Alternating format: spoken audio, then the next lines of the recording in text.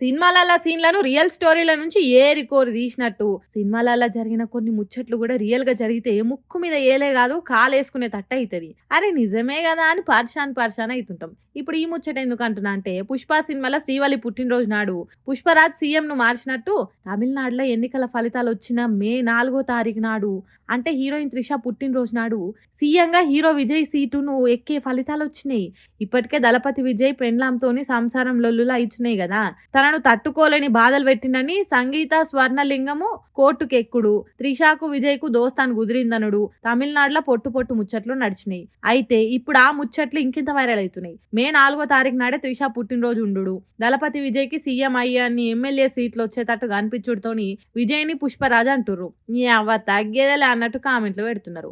ఆ ముచ్చట అట్లుంటే ఒకప్పుడు త్రిష ఓ ఇంటర్వ్యూలో మాట్లాడుకుంటా నేను ఖచ్చితంగా సీఎం నైతా అన్నట్టు మాట్లాడింది. అట్లా అవుతావు అంటే 10 ఏళ్ల తర్వాత చూడుండ్రి సీఎం నైతనో కానో తెలుస్తుంది అన్నట్టు మాట్లాడింది. 10-15 ఏళ్ల కింద మాట్లాడినట్టు విజయ్కి దగ్గరి సోపతిరాలుగా ఉంటున్న త్రిష సీఎం అయినట్టే అనుకోవాలన్నట్టు సోషల్ మీడియాను కామెంట్లతో నింపుతుర్రు. తమిళనాడు ఫ్యాన్స్ పబ్లిక్ ఎట్లుంటారో తెలుసు కదా. కామెంట్లు పెట్టుట్లో కూడా వాళ్ళల్లో ఉన్న క్రియేటివిటీ బయటకు తీస్తారు. దేశం పబ్లిక్ ఎన్నికల ఫలితాల కంటే త్రిష విజయ్ల మీద వచ్చే కామెంట్లే ఎక్కువ కిక్కిస్తున్నాయి అంటుర్రట. ఏంటో ఏమో ఇక.